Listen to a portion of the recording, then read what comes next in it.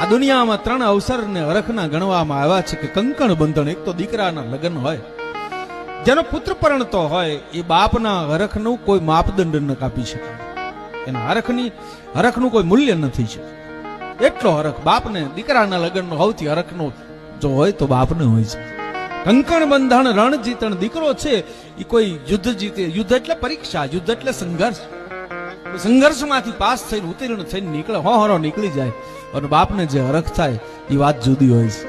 કંકણ બંધન રણ જીતણ અને પુત્ર વધાયું સાવ, દીકરાની ઘેરે દીકરાનો જન્મ થાય અને પછી એની આંગળી પકડી અને પોતરાને રમાડતો હોય દાદાને જે હરખ હોય છે ને, આ 3 અવસર માણસના જીવનના સર્વશ્રેષ્ઠ હરખના અવસર કીધા છે. આનાથી મોટો હરખનો અવસર હા. પછી માણસ સુખી હોય તો એનો હરખ વ્યક્ત કરવાનું માધ્યમ જુદું હોય.